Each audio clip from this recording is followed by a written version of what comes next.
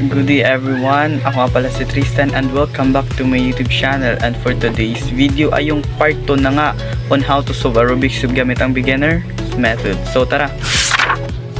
So sa part 1 po ng ating Rubik's Cube tutorial gamit ang beginner method ay natapos na po nating second layer. So ngayon is tuturuan ko na po kayo kung paano buuin po itong last layer. So tara, mag-start na tayo. Una po natin gagawin dito ay gagawa po tayo ng yellow na cross. So sasabihin ko po sa inyo na wag lang muna natin pansinin yung mga yellow na nandito. Ito po na nasa mga corner piece na yellow. Dito muna po tayo mag-focus sa cross na yellow. At meron po itong tatlong cases lang po. Yung una ay itong dot, yung isa naman yung L, at yung isa naman is yung paline. Punta po tayo sa dot. Ito po, para po tayo makagawa ng cross, pag nakakita po kayo ng dot, ito po yung gagawin na algorithm ninyo. Front po, pero dalawa po siya, ganun. And then 4 moves lang, tapos ibabalik mo, tapos magiging line po siya. Tapos yung gagawin mo pag napalay na siya, dapat yung kalagay ng line is pa ganyan. And then front, isa lang, then 4 moves, tapos makagawa ka na ng cross. Tapos yung isa pong case is yung pa-L o pa-L po to. So yung gagawin na po natin is dapat i-face po natin yung isang yellow ay nandito, yung isang yellow ay nandito. Tapos yung gagawin lang natin is ganito po, dalawa sa front, tapos 4 moves lang, tapos ibalik mo, makagawa na yan ng cross. Tapos yung pangatlong case naman po is yung line. Pag nakakita po kayo ng line, gagawin nyo po ipa-horizontal nyo po, tapos front, isa lang, tapos 4 moves, tapos ibalik mo yung front, tapos makagawa yan ng cross. Huwag mo lang muna pansinin to, cross lang muna. So proceed tayo sa next step. So sa next step na po tayo, diba may cross na po tayo, yung sunod na po natin gagawin is iaalin na po natin yung mga colors dito.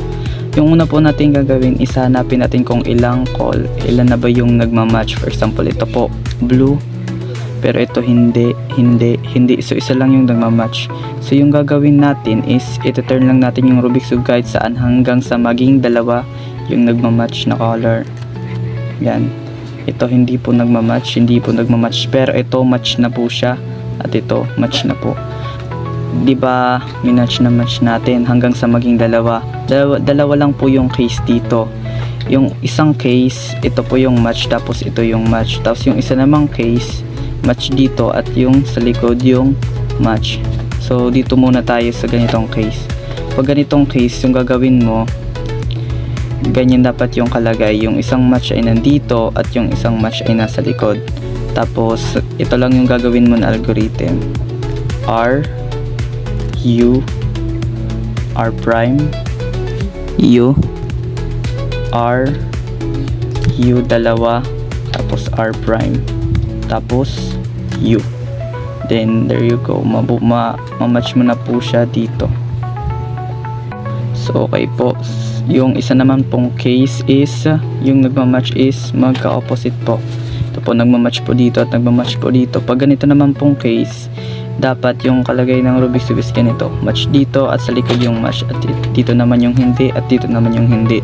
Tapos yung algorithm lang na tinuro ko kanina, yung R, U, R prime, U, R, U2, R prime.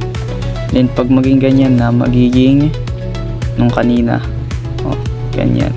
So like what I said, yung isang match nandoon, tapos yung isang match nandito, tapos yung algorithm ulit, R, U, R prime, U, R, U2, R prime, U, and then there you go, magmamatch na siya lahat dyan. At yung sunod po nating step is aayusin natin yung mga kalagay ng mga piece nandito. Ito na lang po yung bubuuhin natin, diba?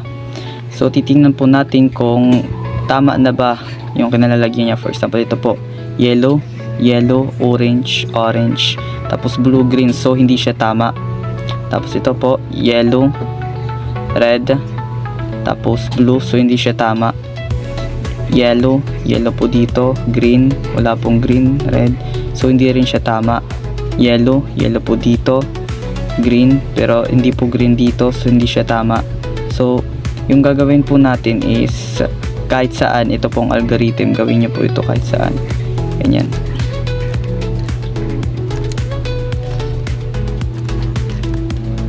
Yan po. Yan po yung gagawin nyo. And then, titingnan nyo ulit kung may tama na ba yung kalagay. For example, ito po. Yellow, orange, green to, tapos blue. So, hindi siya tama. Yellow. So, hindi siya tama. Pero ito po, may tama na po tayo. Green, yellow, tapos red. So, yung gagawin natin is yung algorithm ulit. Pero, yung tama na yung kalagay is ilalagay natin dito sa may right side. Tapos yung algorithm, U, R, U prime, L prime, U, R prime, U prime, tapos L. Tapos titingnan ulit natin kung mga tama na ba yung mga kalagay. Hindi pa rin. So, continue lang po. Isa pang algorithm dito, U, R, U prime, L prime, U, R prime, U prime, L. Tapos titingnan ulit natin kung tama na. O ito tama na po. Tapos ito po tama na po siya dahil yellow, orange, blue, tapos yellow, red, tapos blue. Ito na po tayo sa next step. So ito po hindi po tama yung pagkakalagay niya. Tapos ito. So yung gagawin na natin is babalik rin natin yung Rubik's Cube. Tapos yung form sa tinuro ko ay magagamit ulit natin dito. Take note po na huwag nyo pong bawasan yung bilang ng 4 moves dahil pag nagkamali po kayo is masisira yung buong Rubik's Cube. So let's proceed sa 4 moves. 1, 2, 3, 4. Hindi pa buo. 1, 2, 3, 4. Hindi pa buo. 1, 2, 3, 4. Hindi pa buo. 1, 2, 3, 4. Tapos buo na. Once na mabuo na po siya dyan is yung mga part na hindi pa solve, diba ito po, dalawa po sila na hindi solve, so siya naman yung ilalagay natin dyan. And then 1, 2, 3, 4, hindi pa rin. 1, 2, 3, 4. Tapos ganyan lang, makasolve na kayo ng Rubik's Cube.